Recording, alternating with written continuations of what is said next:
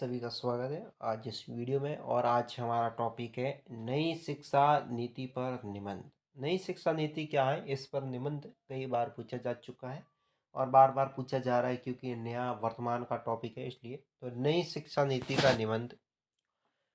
दोस्तों, अभी तक आपने मेरे यूट्यूब चैनल को सब्सक्राइब नहीं किया तो कर दीजिए, वीडियो को लाइक करें, दोस्तों के साथ शेयर कर लें। चलिए, इस प्रकार लिखना है आपको। सबसे पहले प्रस्तावना प्रस्तावना लिखना है। भारत में कई वर्षों से चलिए आ रही शिक्षा नीति को हाल ही में संपूर्ण रूप से बदल दिया गया। यानी कई कई वर्षों से दोस्तों चली आ रही शिक्षा नीति को वर्तमान में नई शिक्षा नीति में बदल दिया गया है। सबसे पहले शिक्षा नीति इंदिरा गांधी जी ने 1968 में शुरू की थी। इंदिरा गांधी ने नई शिक्षा नीति 1968 में शुरू की थी। इसके बाद राजीव गांधी ने इसमें जरूरी बदलाव किए गए थे। 1992 में प्रधानमंत्री नरसिम्हा राव ने भी जरूरी बदलाव किए। यानी कि 1968 में इंदिरा गांधी के शिक्षा नीति के बाद राजीव गांधी ने बदलाव किया। 1992 में दोस्तों प्रधानमंत्री नरसिम्हा राव ने भी बदलाव किया। जैसे कि हम देखते हैं कि कोई भी चीज एक जगह पर बहुत वर्षों तक पड़ी है तो उस पर धूल जम सकती है। पहले की शिक्षा नीति में हाल ही में ठीक कुछ ऐसा ही था। शिक्षा नीति में एक नया परिवर्तन लाया गया। यानी कि शिक्षा नीति दोस्तों वापस बदलकर इसमें कुछ परिवर्तन भी लाया गया। पुराने शिक्षा नीति से शिक्षा नीति उन्नति की प्रगति कहीं न कहीं रुक गई थी। यानी कि पुरानी जो शिक्षा नीति है वो इनकी प्रगति कहीं रुक गई थी। इसके कारण दोस्तों इसमें नए बदलाव किए गए। केंद्र की मोदी सरकार ने नई शिक्षा नीति को मंजूरी दे दी है। स्कूल में 10+2 के फॉर्मूटों को संपूर्ण रूप से समाप्त कर दिया। यानी कि 10+2 12वीं का फॉर्मूला जो समाप्त कर दिया। इस जगह पर दोस्तों अब क्या कर दिया गया था, 5+3+3+4 कर दिया गया है। इस फॉर्मेट को आरंभ किया गया है। विद्यालय में आर्ट्स, कॉमर्स और विज्ञान विषय के समान रूप से महत्व दी जाएगी। अब दोस्तों आर्ट्स और कॉमर्स दोनों और साइंस तीनों को दोस्तों समान महत्व मिलेगा। विद्यार्थी जो शायद सब सिलेबस का चुनाव अपने हिसाब से कर सकता है। मानव संसाधन विकास मंत्रालय का नाम परिवर्तन करके शिक्षा मंत्रालय कर दिया गया है। मानव संसाधन विकास मंत्रालय दोस्तों जिसका नाम बदल दिया गया है, उसका नाम दोस्तों कर दिया गया है शिक्षा मंत्रालय। फाउंडेशन स्टेज में सबसे पहले 3 साल के बच्चे या प्री प्राइमरी स्कूल जाएंगे। इसमें 3 से 8 साल के बच्चे पढ़ेंगे। कक्षा 1 और कक्षा 2 में पढ़ने वाले स्टूडेंट भी फाउंडेशन स्टेज शामिल होंगे। फाउंडेशन स्टेज 5 साल का होता है दोस्तों। फाउंडेशन स्टेज 5 साल का होता है। प्रिपरेटरी स्टेज के अंतर्गत अगले 3 साल के कक्षा 3 से 5 की तैयारी के चरण में विभाजित किया जाएगा। नई शिक्षा नीति के अनुसार एक्टिविटी आधारित शिक्षण को बढ़ावा दिया जाएगा। ये स्टेज 3 साल का होता है। मीडिया स्टेज में कक्षा 6 से 8 तक की पढ़ाई होगी। इस कक्षा में विभिन्न विषयों में शिक्षा होगी और कक्षा 6 से वोकेशनल कोर्स का आरंभ किया गया है। वोकेशनल कोर्स दोस्तों 6 से कक्षा 6 से शुरू किया गया है। सेकेंडरी स्टेज में कक्षा 9 से 12 तक की पढ़ाई होगी। सेकेंड स्टेज दोस्तों होता है सेकेंडरी स्टेज, जिसमें 9 से 12वीं तक पढ़ाई होगी। यहाँ पर बच्चे अपने योगदान यानी पसंद के अनुसार विषयों का चयन कर सकता है। योगदान के अनुसार अपने पसंद के विषयों का योगदान भी मतलब चयन कर सकता है। कक्षा 6 से प्रोफेशनल यानी कि स्किल बेस्ड शिक्षा दी जाएगी। बच्चों को व्यवहारिक ज्ञान प्रदान किया जाएगा। नई शिक्षा नीति के अंतर्गत विद्यार्थियों को इस प्रकार के से तैयार किया गया है। भविष्य में कोई भी युवा बेरोजगार नहीं रहेगा। बच्चों को रटने की प्रवृत्ति की को नई शिक्षा नीति खत्म कर देगी। यानी बच्चों के रटने की प्रवृत्ति वो अब नई शिक्षा नीति खत्म करने वाली है। नई शिक्षा नीति के मुताबिक सिर्फ कक्षा 3, 5 और 8वीं की परीक्षा होगी। यानी कि दोस्तों परीक्षा होगी कक्षा 3, 5 और 8वीं। तो टाइपिंग में गड़बड़। बोर्ड परीक्षाओं में काफी परिवर्तन किए गए हैं। नई शिक्षा नीति के अनुसार कक्षा 5 तक बच्चे अपने मातृभाषा यानी स्थानीय भाषा क्षेत्रीय भाषा में पढ़ाई कर सकता है। कक्षा 5 के बाद अगर बच्चा मातृभाषा में पढ़ना चाहता है तो उसे स्वीकार किया जाएगा। अंग्रेजी भाषा में पढ़ने का विकल्प भी साथ में रहेगा। बच्चा अगर मातृभाषा के पढ़ता है तो वो बेहतर तरीके से सीख और समझ पाएगा। मातृभाषा के साथ इंग्लिश भी अब शुरू की गई है। अपने मनपसंद की विषय ले सकते हो। उसकी नींव पहले से ही मजबूत हो जाएगी। ज्ञान तो आखिरी ज्ञान है। भाषा कोई भी हो, क्या फर्क पड़ता है दोस्तों। संगीत, चित्रकार जैसे पाठ्यक्रम को भी स्कूल सिलेबस में शामिल किया गया है। बच्चे सिर्फ विषय संबंधी ही नहीं बल्कि हर प्रकार का ज्ञान नई शिक्षा नीति द्वारा दोस्तों प्राप्त कर सकता है। 10वीं और 12वीं में पढ़ाई में काफ़ी बदलाव किया गया है। 10वीं और 12वीं की पढ़ाई में काफ़ी बदलाव किया गया है। सीबीएसई बोर्ड में दोस्तों 10वीं कक्षा में गणित विषय के अंतर्गत 2 विकल्प हैं। गणित 10वीं की है, उसमें 2 विकल्प हैं।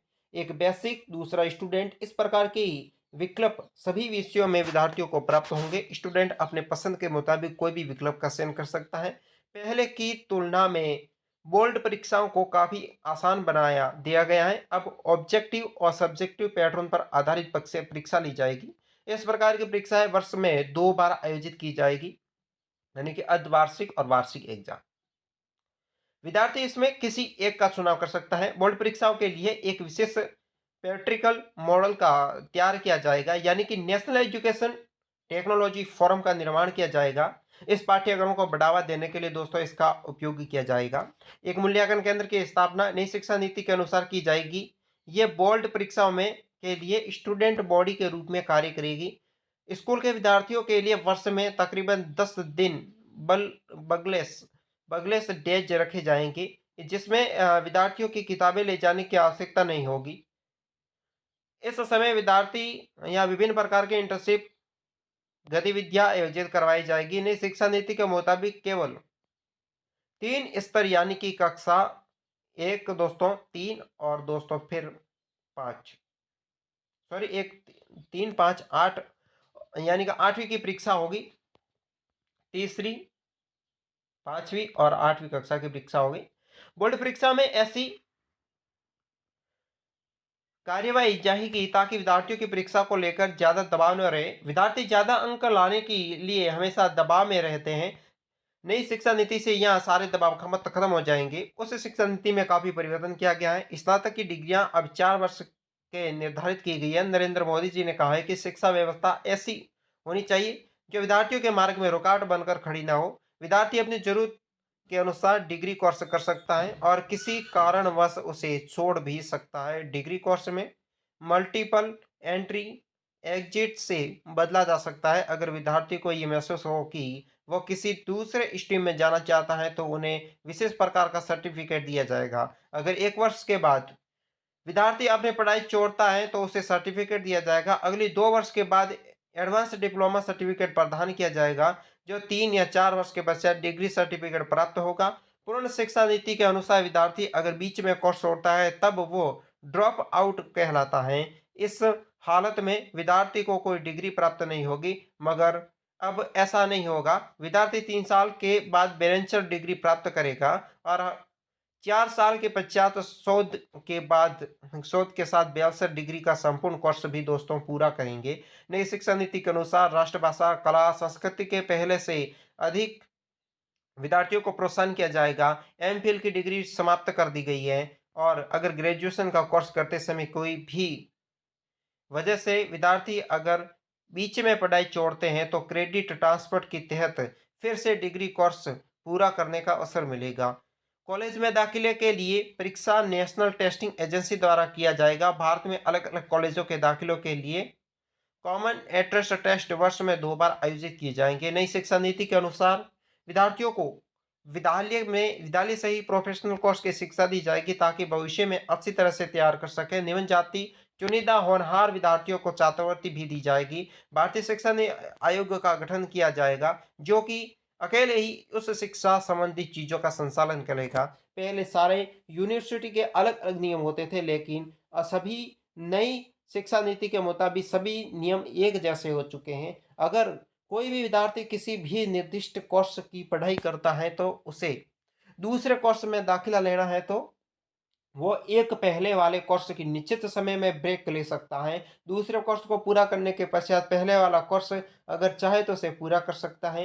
नई शिक्षा नीति का लचीलापन और विद्यार्थी अभिभावकों देश में उन्नति को ध्यान में रखकर बनाई गई है। भारत में शोध और अनुसंधान को प्रोत्साहन करने के लिए नेशनल पर्सन फाउंडेशन की स्थापना भी की गई है।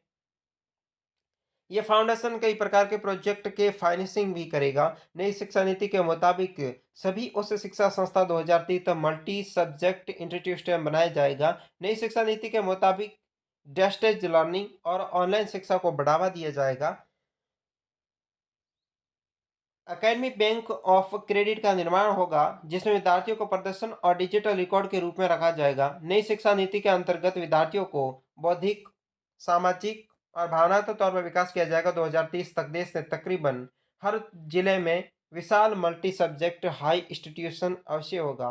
अब बात करते हैं इसके निष्कर्ष या उपसार के बारे में। नई शिक्षा नीति के से बच्चे और युवाओं को काफ़ी फायदा होगा। इसमें रटकर पास होने की प्रवृत्ति खत्म हो जाएगी। नई शिक्षा नीति को लाने का मकसद ये है कि आने वाली पीढ़ी के भविष्य को उज्जवल करना, आने वाली समय में बेरोजगारी को खत्म करना नई शिक्षा नीति की अवश्य कामयाबी होगी। नई शिक्षा नीति बच्चों और युवकों को एक नया मार्ग यानी रोशन के रूप की तरफ से ले जाएगी। साथ ही अवश्य रूप से रोजगार शिक्षा प्रदान की जाएगी। नई शिक्षा नीति के बारे में जो भी दोस्तों आपको आता है वो दोस्तों इस निबंध के अंदर आपको लिखना है। इस प्रकार आप निबंध प्रस्तावना और लास्ट में उपसार जरूर लिखना। इसके बाद आपका निबंध इस सब्जेक्ट पर नई शिक्षा नीति का जो ये निबंध हुआ पूरा। नेक्स्ट वीडियो के साथ तुरंत ही मिलते हैं और दोस्तों के साथ वीडियो के लिंक को शेयर करें, चैनल सब्सक्राइब कर लीजिए।